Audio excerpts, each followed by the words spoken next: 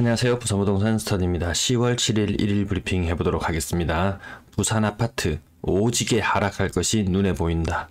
한문도 교수인가요? 그분 방식으로 한번 해석을 해보도록 하겠습니다.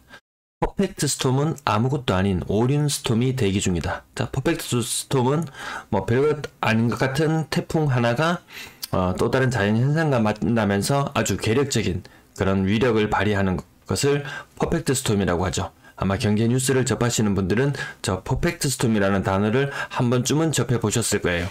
오륜 스톰을 아시나요? 누군가 제 영상 댓글에 소박사TV 볼만하다 이렇게 남겨주셔서 가끔 봅니다. 그 영상을 보다 보니까 이 오륜 스톰에 대해서 나와 있습니다. 아마 1960년 올림픽 하던 해에 발생했던 태풍으로 기억할 거예요. 태풍이 동시에 5개가 발생했습니다. 이 모습이 마치 오륜기처럼, 올림픽 할 때 오륜기처럼 보인다 해서 오륜 태풍이라고 부른다고 하는데요.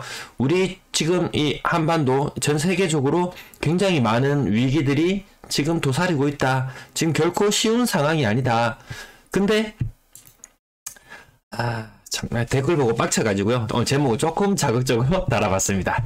전세 물량 시뮬레이션 했는 거 지금 요거 우리 지금 보고 있습니다. 현재 흐름 오늘자로 10월 말 기준 15,158건 요렇게 예측한 시뮬레이션이에요. 요건 그냥 나온 수치가 아니고 2021년의 그 과정들을 거쳐서 2020년이 나왔어요. 15,833건. 지금도 물건 안 나갈 거예요. 전세 가격 내려가잖아요. 자, 내년 되면 어떠냐? 내년 7월만 되어도 2만 건이 넘어갑니다. 지금 이 상태로 계속 흘러간다면, 근데 이 상황을 뒤집을 만한 무슨 일들이 있나요? 갑자기 누가 결혼을 많이 하나요? 아니면 분가를 해서 아파트로 쏙쏙 들어오나요?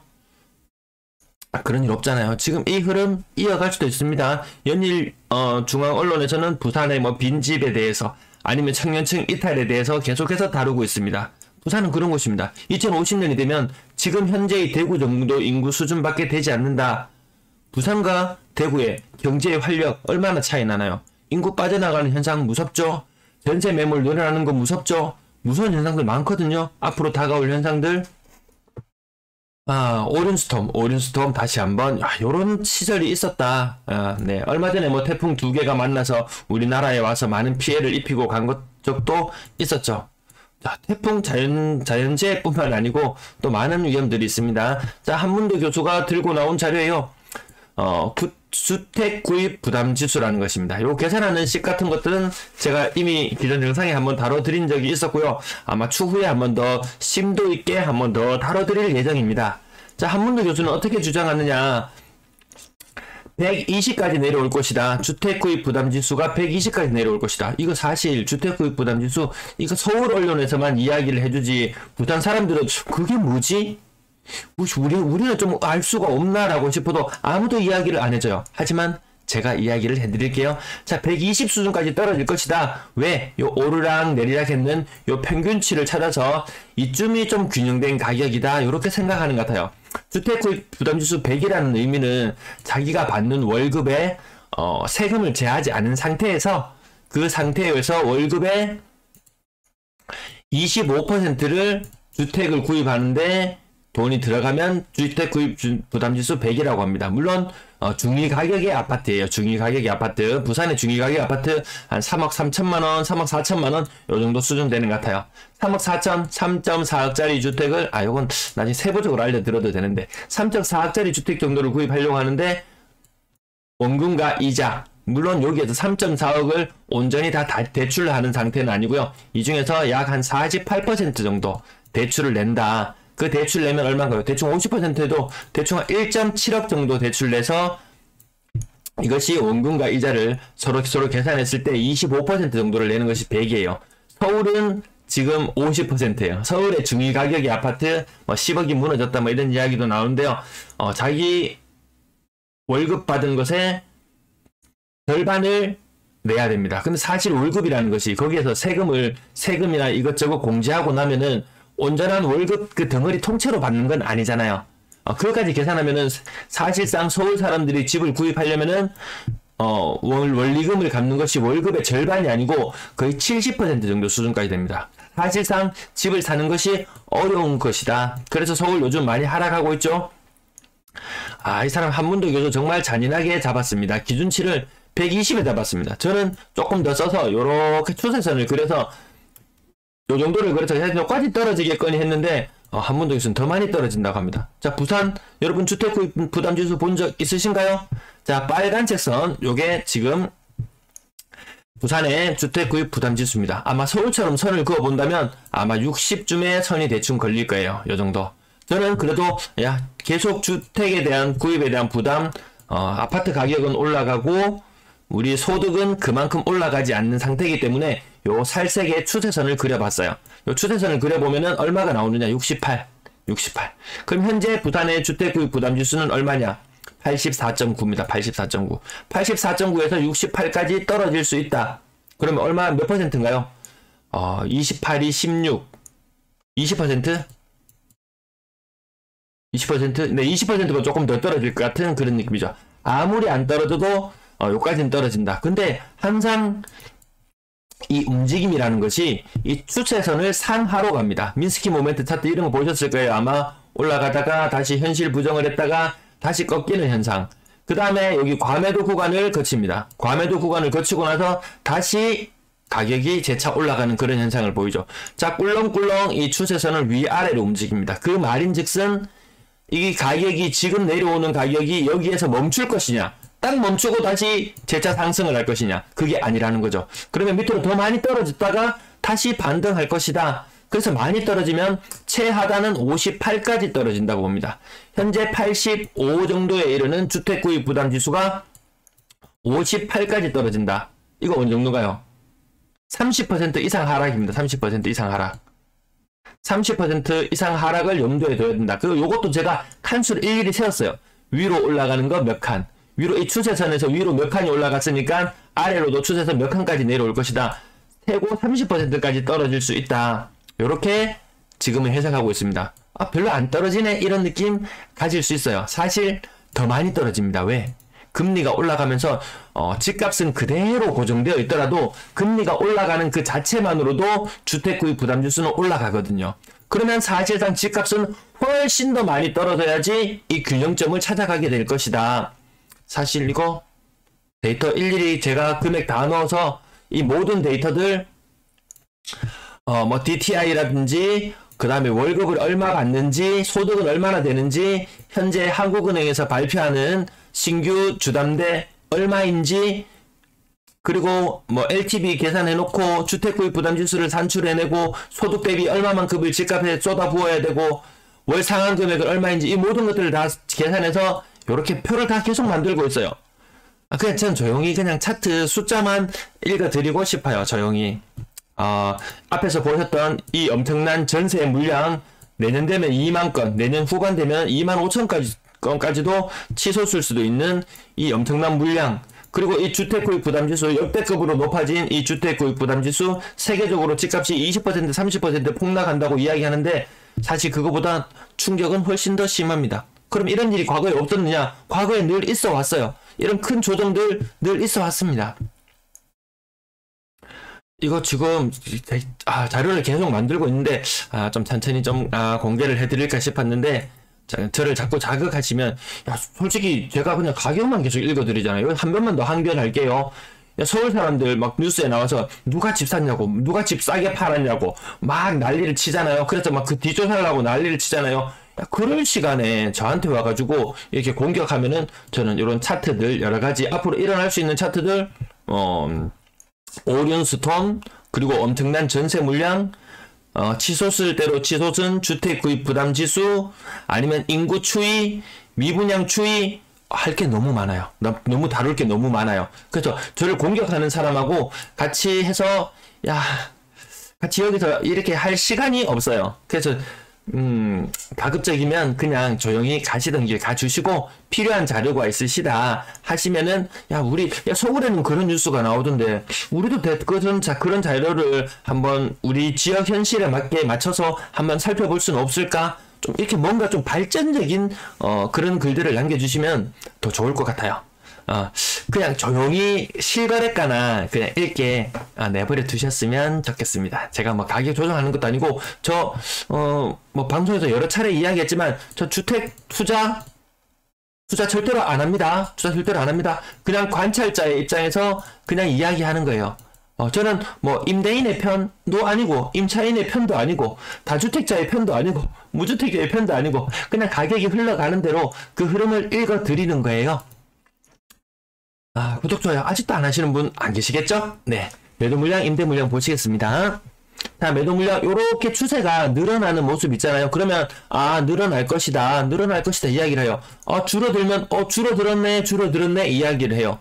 추석 이후에 다시 매물이 늘어났어요. 그러면 늘어났네. 그러면 지금 이 추세대로 앞으로 나타날 것이다 라고 이야기하는 것 너무나 상식적이지 않은가요? 근데 갑자기 규제 해제됐으니까 갑자기 팍 꺾일 것이다. 이거는 그냥 기대일 뿐이고요. 기대일 뿐이고 사실을 우리는 일단 정확하게 보고 이 흐름이 바뀌면 그때 가서 흐름이 바뀌었구나 이렇게 인식하면 되는 정도이고 지금은 추세 크게 이탈하지 않고 있는 상태입니다. 있는 그대로 보고 해석하면 될 것 같습니다. 전세 물량 보십시오. 한동안 이때까지 정체를 보이고 우리 부산은 괜찮아 라고 이야기했어요. 아닌데 물건이 안 팔리기 시작하면은 매물로도 내놨다가 전세로도 내놨다가 별수를 다 쓰기 때문에 실제 물량은 한계지만 이것이 매매로도 나오고 전세로도 나오고 그 수치는 늘어날 수밖에 없다는 그런 현상, 타 도시에서 이미 봤던 현상, 그 현상들을 보고 지금 이 추세를 그려나가는 거거든요. 지금 우상향 추세 맞잖아요. 그러면 앞으로 1억세 될 것이다 라고 이야기하는 게 합당하지 않나요? 갑자기 꺾이고 갑자기 분위기 좋아질 거다 이렇게 이야기하는 게 합리적인가요? 어느 게 더 합리적으로 보이시나요? 여러분은 시청자 여러분들이 판단하시면 돼요. 전 제 생각을 강요할 생각은 1도 없습니다. 그냥 여러분들이 이 흐름을 보시고 다만 부동산 불인이라고 얘기해도 되나요? 잘 접하지 못하고 정보에 좀 어두우신 분들, 정보에 어두워서 정말 저도 정말 뼈 빠지게 이제 밤새도록 일하고 몇 날 며칠을 일하고 뭐 살이 쏙쏙 빠지도록 일하고 뼈 빠지게 일하고 뒤돌아보니까 집값은 천정부지로 올라있더라. 그렇다고 아무것도 모르는 상태에서 비싼 가격에 덥석 살려고 하니까 이건 아닌 것 같더라. 안 합니다. 내가 갈 길이 아니구나. 근데 나 공부한 건 있으니까 같이 공유는 하자. 힘들게 돈 벌어서 뭐 프리미엄 2억 3억 주고 샀는데 갑자기 프리미엄 쪽 빠져버리면 이 사람들이 이 돈 번다고 모아는 이 세월은 어떡하나요? 저는 이걸 돈으로 보지 않습니다. 돈 1,000만원, 이거 돈 1,000만원으로 저는 안 봐요.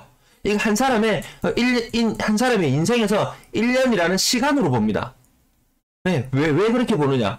보통, 중위소득 가구가 하면 대구, 전체 1부터 100명까지 줄 섰을 때는 50명 정도 되는 사람 수준의 가게에서 일반적으로 1년에 1,000만원 정도 모으는 게 보통. 사실 그거 모으는 것도 쉽지 않죠. 월 100만원씩 거의 모아야 되는 수준이니까요.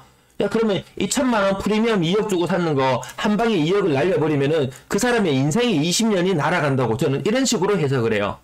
단순히 돈의 문제가 아니다. 이건 한 사람의 인생에, 한 사람의 시간이 걸린 문제다. 이렇게 봅니다. 그래서, 누군가는 비싸게 팔고, 호가호위할 수도 있겠지만, 그 아닌 사람들의 마음도 누군가는 헤아려줘야 된다. 같이 한번 살펴보고 기왕에 노력해서 또 열심히 일해서 돈 벌어서 집 살 거면 좀 더 합리적인 가격에 무엇이 합리적인 가격인지 무엇이 균형 가격인지 무엇이 적정 가격인지 아무도 모르는 이 시장 분위기 속에서 그래도 어느 정도 나만의 기준점 하나 정도는 세울 수 있어야 되지 않을까 싶습니다. 자, 월세 물량 이 추세 보고 누가 뭐 어떻게 이야기할 건가요? 물량 늘어나네요. 물량이 늘어나면 가격이 떨어지는 것이 이게 시장 경제의 원리. 시장 경제 원리 좋아하잖아요. 전체 임대 물량 이 추세, 이 늘어나는 추세. 네. 요거 그대로만 보시면 됩니다. 자, 거래량 63건. 자, 거래량 많이 좀 회복한 편이에요. 좀 줄어들고 있다가 근래에 들어서 거래량은 1일 거래량은 좀 회복한 편이다.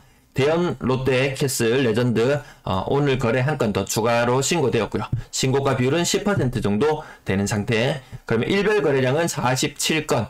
근데 어제 제가 말씀드렸다시피 대연 롯데 캐슬 레전드 빠지고 나면 요거 한 40건 정도, 일평균 거래량 40건 정도 되거든요. 그러면 규제 해제 전보다 20% 거래량이 늘어났다. 네, 늘어났습니다. 규제 해제 효과 맞습니다. 자, 요거는 제가 돈보에서 10월달 자료를 오늘 보니까 업데이트를 해놨더라고요. 그래서 그 자료를 가져와서 한번 언급됐던 것들이 다시 언급될 수도 있습니다. 네, 그렇다는 점 조금 양해를 부탁드리고요. 더샵 센터파크 1차 50평형 가격이 뭐 10% 정도 빠진 모습. 또 층수 좋아 따지는 사람은 야 19층이 20억이었는데 47층이 18억?